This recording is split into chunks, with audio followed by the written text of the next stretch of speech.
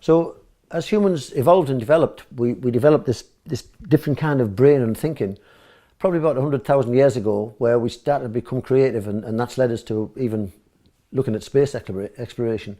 So that's how our brain works. But our brain works hemispherically. That means there's two halves that have to integrate as one, and it integrates across this section here called the corpus callosum. And the right brain classically is our imaginative, curious type of brain. It's like full of ideas and pictures and scenarios, whereas the left brain is like a filing cabinet. It's very logical and linear and sequential. So even to write a letter, we have the creative part of what we want to say and the sequential part of how we write it down. And people are dominated by using the left brain on computers, the way we're taught to not use our right brain, whereas an artist would use his right brain much more, but maybe not have the integration of the scholar using the left brain.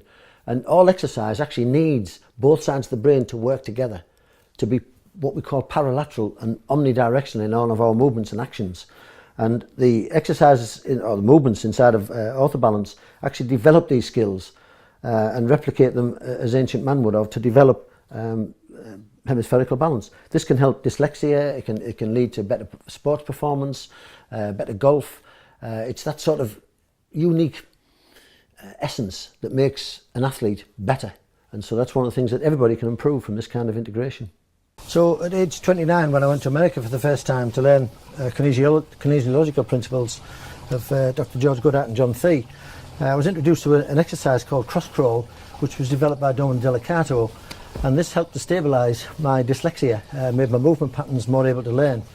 So I incorporate these kind of movements of crossing the body and crossing the midline of the eyes, which helps to integrate both brain patterns.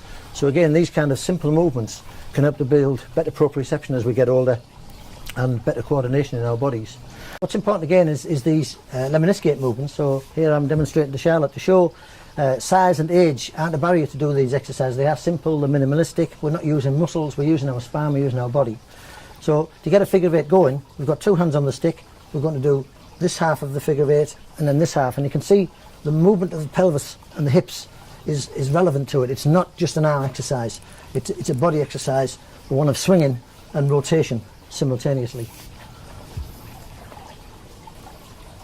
You can see again the weight ratio changing between the knees and the feet and the spine dynamics coming into this. This makes it an exercise that difficult to say it strengthens the inner core, because it's the integration of the spine that's its power